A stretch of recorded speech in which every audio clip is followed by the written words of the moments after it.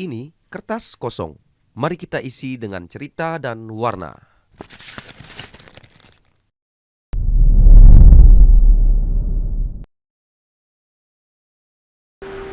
Oke, mungkin ini satu hal yang sangat urgent kita harus sampaikan kami dari Kertas Kosong, yaitu mengenai sesuatu yang terjadi di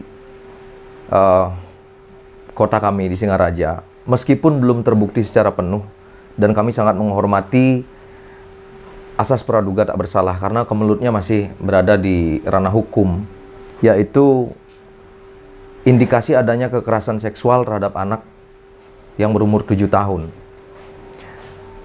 Semoga jalan terbaik yang bisa memberikan titik terang dari kasus ini cepat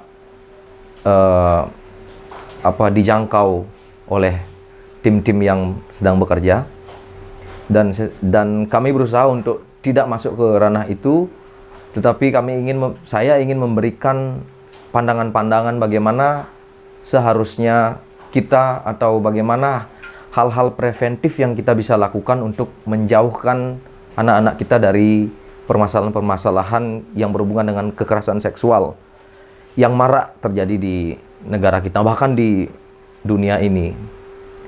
Mungkin pertama saya ingin menyampaikan satu data dari Kementerian Pemberdayaan Perempuan dan Perlindungan Anak di Republik Indonesia ini, yaitu darurat kekerasan seksual anak mencapai 9.588 kasus selama tahun 2022.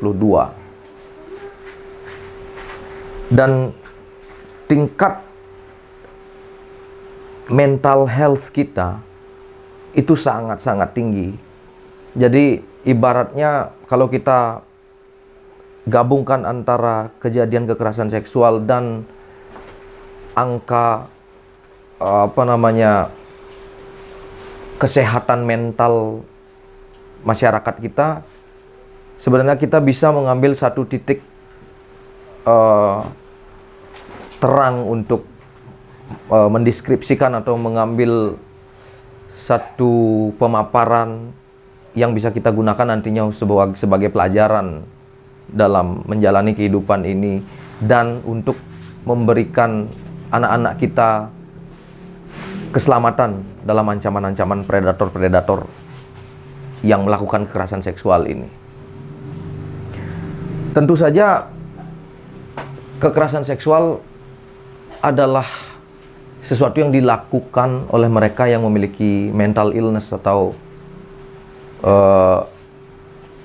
sakit mental atau sakit kejiwaan, yang dimana pedofilia, psikopat, dan banyak beraneka ragam lagi kategori-kategori kekerasan seksual kepada anak itu ditenggarai dari sebuah penyakit mental yang dunia masih bingung untuk menerjemahkannya atau mendapat jawaban dari fenomena ini. Jadi untuk memperdalam kasus-kasus yang terjadi kepada anak yang selalu menjadi korban, mungkin kita bisa ambil dari sudut pandang yang multidimensional. Saya mungkin akan mengatakan ini dari dimensi segitiga yang terbalik gitu. Segitiga terbalik maksudnya adalah dari sebuah keluarga yang terdiri dari ibu, ayah, dan anak gitu mungkin ya. Nah, untuk masyarakat bisa melihat atau sedini mungkin melihat sesuatu yang berhubungan dengan sexual disorder ini, atau kejanggalan, sexual disorder itu adalah penyakit kelainan seksual itu. Tentu saja kita bisa lihat dari sisi yang paling kecil, yaitu keluarga. Bagaimana seorang ibu, seorang istri, dan seorang suami itu bisa menjalani komunikasi dengan baik mengenai hal-hal yang private istilahnya, di mana mereka mungkin bisa berbincang-bincang tentang apa sih fantasi seksual pasanganmu. Dan jika ada problem-problem seperti misalnya seorang lelaki di-starve keinginan seksual atau sexual needs-nya, keinginan seksualnya, itu bisa seharusnya diselesaikan secara baik-baik. Karena banyak mungkin yang kita lihat dari dua sisi, bagaimana seseorang yang memiliki sexual disorder ini atau kelainan fantasi seksual ini datang dari, pertama memang dia lahir secara genetik memiliki penyakit di dalam struktur otaknya, dan yang kedua ya permasalahan-permasalahan yang terjadi di rumah tangga, misalnya lelaki tidak diberikan kepuasan lah secara biologi, akhirnya menjatuhkan atau menjerumuskan seorang pria ini menjadi seorang predator, yang memiliki fantasi-fantasi seksual yang mengancam anak-anak kita. Itu yang pertama mungkin yang kita semua harus menjadi PR bagi kita semua untuk ya setidaknya berkomunikasi seperti apa. Mungkin kita bisa tahu sedini mungkin kalau pasangan kita punya fantasi yang aneh gitu, misalnya di HP-nya ada foto-foto anak-anak mungkin, atau dia tidak ada libido lagi dengan istrinya, justru dia senang melihat, maaf ya, di video-video porno yang notabene di negara kita begitu tabu gitu. Susah sekali diakses video porno ini, tetapi di belakang itu di dark web gitulah ya, itu banyak beredar video-video porno yang tidak manusiawi gitu, yang tidak berkenaan dengan asas kenormalan seksualitas yang kita kenal gitu sebagai manusia. Dan itulah pentingnya komunikasi antar dua di dalam sebuah keluarga ini, antara istri dan suami harus tekankan dan selalu diuraikan dengan cara-cara komunikasi. Dan akhirnya mungkin dengan cara itu kita bisa dengan sigap, dengan cepat menyimpulkan permasalahan-permasalahan yang terjadi pada pada individual pasangan kita. Nah, kalau kita udah lihat tadi dari perspektif ibu dan anak, istri dan suami, kita juga bisa melihat dari perspektif anak. Bagaimana seorang anak itu bisa kita cetak menjadi seorang pribadi yang mengetahui otonom tubuhnya, secara otonomi. Anak itu memiliki pengetahuan tentang tubuhnya. Inilah yang disebut sex education sejak dini. Mungkin sex education bagi sebagian dari kita berpikir bahwa mengajarkan anak untuk melakukan hubungan seksual, bukan. Tapi mengajarkan anak untuk mengenal alat-alat genitalnya. Jadi misalnya ajarkan anak itu mengetahui bahwa tempat-tempat tertentu dalam tubuhnya ini sangatlah berharga dan tidak boleh sembarangan orang menyentuhnya. Dan bagaimana anak itu mengetahui sentuhan-sentuhan yang tidak biasa, misalnya sentuhan-sentuhan yang sifatnya bercandaan, misalnya digelitiin, itu mereka bisa tahu perbedaannya dengan sentuhan yang bersifat merangsang misalnya, karena ada seperti rasa yang tidak enak di sana. Ada mungkin sentuhan yang merasa anak itu menjadi ketakutan, menjadi jantungnya berdebar, tidak seperti biasanya. Dari sana mungkin ketika kita bisa mengajarkan anak seperti itu, anak kita mulai bisa menangkap bahwa ada sesuatu yang tidak baik-baik saja. Dan untuk menyambut itu juga anak diajarkan untuk speak up terhadap sesuatu. Bukan malah mengajarkan anak untuk apa ya istilahnya ya,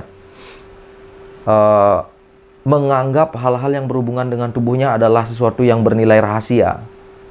Misalnya ketika kita mengatakan alat kelamin anak itu menggunakan kata-kata yang terkesan secret, terkesan rahasia. Ini adalah salah satu hal yang membuat anak berprinsip bahwa alat ini adalah sesuatu yang rahasia dan tidak bisa dikatakan, sesuatu yang tidak bisa dicurhatkan kepada orang tua atau kepada teman atau kepada orang-orang terdekatnya. Sedangkan yang kita perlukan adalah pengetahuan mereka tentang anatomi tubuhnya dan otonom tadi, sehingga dia tahu bahwa ini adalah sesuatu yang tidak rahasia. Alat kelaminku ini adalah alat kelamin yang harus aku jaga. Ketika misalnya ayahnya menyentuh alat kelaminnya, tidak ketika semestinya. Misalnya kita ajari seorang anak itu untuk ayah atau ibu itu menyentuh kelaminmu, ya ketika dia ingin membersihkannya ketika dia mandi misalnya. Tetapi ketika ada sentuhan-sentuhan lain yang tidak berhubungan dengan apa yang sudah kita katakan, kita berikan pemahaman ke dia, ke seorang anak, jadi anak ini berhak untuk mengatakannya kepada ibunya atau sebaliknya. Kalau ibunya yang melakukan, dia mengatakan kepada ayahnya, atau ayahnya yang melakukan, dia mengatakan dengan ibunya. Jadi anak itu memiliki kemampuan untuk speak up terhadap sesuatu yang tidak semestinya atau tidak seperti apa yang kita sudah ajarkan, apa yang sudah kita berikan pemahaman tentang otonomi tubuhnya sendiri, anatomi dan otonomi tubuhnya sendiri, hak atas tubuhnya sendiri. Mungkin juga mengajarkan anak tentang eye contact, bagaimana mereka harus mengetahui ketika orang berbicara itu ada eye contact yang harus terjalin. Ketika eye contact, mata seseorang itu ngomong ke anaknya dan melihat ke arah-arah yang lain, dia bisa merasakan ada yang aneh dan dia bisa mengatakan terhadap ibunya misalnya. Dan mengajarkan mereka tentang bagaimana orang yang terlalu baik misalnya, dan memberikan gratifikasi yang dalam ilmu psikologi mungkin terminologinya adalah grooming, well grooming, karena orang-orang yang seperti ini, orang-orang yang punya penyakit pedofil ini sangat-sangat lihai dalam menutupi dirinya atau dalam memanipulasi dirinya. Terkadang dia sangat baik, sangat perhatian, sangat penyayang. Tetapi ketika kita memberikan pemahaman kepada anak kalau ada orang yang memberikan sesuatu tanpa alasan dan dia melakukan hal-hal yang sudah diajarkan tadi, dia bisa speak up pada orang tuanya. Dan itu pun kepentingan kita untuk mengetahui hal itu. Ketika kita tahu ada teman misalnya yang datang tiba-tiba di jam-jam yang tidak biasa dan dia terlalu memberikan perhatian lebih kepada anak kita, itu perlu kita pertanyakan, bukan menuduh, tapi setidaknya kita memiliki benchmark atau ukuran-ukuran untuk setidaknya menggunakan suspicious, rasa curiga kita bisa gunakan melihat hal-hal semacam ini. Ya, kadang-kadang memang sangat susah, apalagi kalau permasalahannya adalah ketika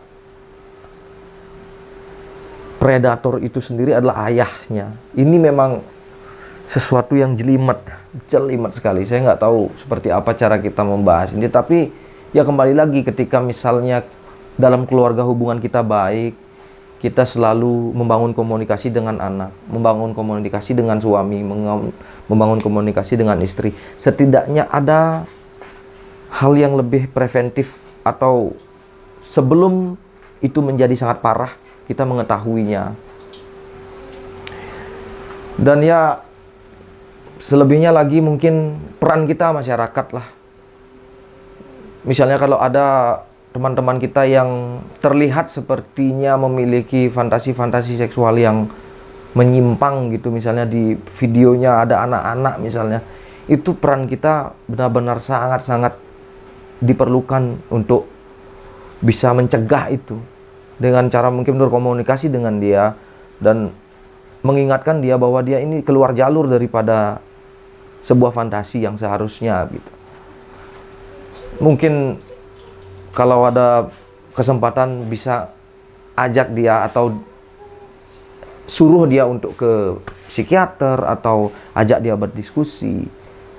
Karena ini sangat kompleks, bukan hanya tentang kejahatan, tapi tentang gangguan mental, gangguan kesehatan mental. Sekali lagi, apa yang saya paparkan ini tidak sama sekali berhubungan dengan apa yang terjadi atau apa hal yang sedang banyak diperbincangkan sekarang di Singaraja. Bukan, karena ini masih dalam sebuah proses. Tetapi alangkah baiknya kita mengetahui cara-cara preventif untuk setidaknya kita dijauhkan dengan hal seperti ini. Ya, di dunia itu kalau kita bisa pahami, ini memang hal yang sangat-sangat susah diuraikan.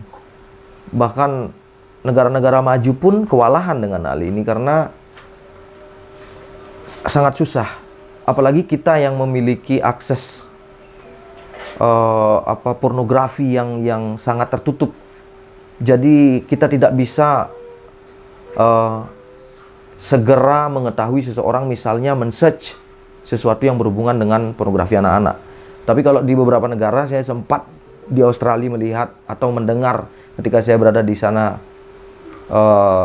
cerita-cerita dari teman-teman saya. Ketika seseorang men-search sesuatu yang berhubungan dengan misalnya seksual yang berhubungan atau video-video yang berhubungan dengan anak beberapa kali atau dengan tagline porno gitu, apalagi ya, polisi langsung akan datang, cybercrime langsung menangkap itu dan mencari hari itu juga orang yang men-search itu. Itu hanya sebuah gambaran. Saya tidak tahu, di negara kita seksual itu sangat tabu kita bicarakan. Dan ini menjadi hal yang mungkin kita bersama harus kampanyekan. Kita sebagai masyarakat, kita sebagai pemegang kebijakan, dan mereka pemerintah misalnya harus benar-benar mengkampanyekan ini menjadi sesuatu yang urgent agar tidak terjadi lagi atau agar tidak terjadi hal-hal seperti ini, dan membuat mereka yang memiliki intention untuk melakukan ini berpikir ulang, berpikir dua kali untuk melakukan, karena mereka sadar bahwa mata kita ada di mana-mana dan ancaman kita ada di mana-mana ketika ia ingin melakukan hal yang biadab ini. Ya, selain kita mengumpat umpatan binatang, biadab, saya setuju dengan itu, binatang. Tapi alangkah baiknya kita mengambil ini sebagai langkah yang lebih preventif ke depannya. Karena umpatan itu tidak akan pernah habis untuk kita berikan predikat kepada mereka, orang-orang yang seperti ini. Itu aja dari saya. Sepertinya saya hampir tidak bisa membayangkan itu, dan saya tidak berani melihat videonya. Tapi ini adalah satu pesan bagi saya. Ini seperti ibarat gunung es ya, yang kita lihat mungkin sedikit, dan di bawah itu saya yakin banyak sekali orang yang, anak-anak kita yang tidak berani berbicarakan itu karena kelemahan kita yang mentambukan pendidikan seksual sejak dini, yang seperti apa yang saya katakan tadi. Ya, dan yang terakhir, saya harapkan bagi mungkin teman-teman, adik-adik, kakak-kakak, siapapun yang menonton ini dan merasa sebagai korban dulunya dan tidak bisa mengungkapkannya karena merasa ini adalah aib. Saya ingin mengatakan satu hal. Masa depanmu masih sangat indah di depan sana. Dan kamu masih seindah dan sesuci seperti apa pertama kamu dilahirkan. Jangan pernah patah semangat. Kedepannya sesuatu pasti akan menjadi lebih baik. Itu saja dari saya, dan teman-teman yang punya pengalaman atau mungkin punya keilmuan yang lebih, bisa tolong berikan sesuatu di komen untuk masyarakat kita yang awam tentang ini. Jadi mari kertas kosongkan diri dan isi dengan cerita dan warna. Saya Restian Najek, undur diri. Thank you.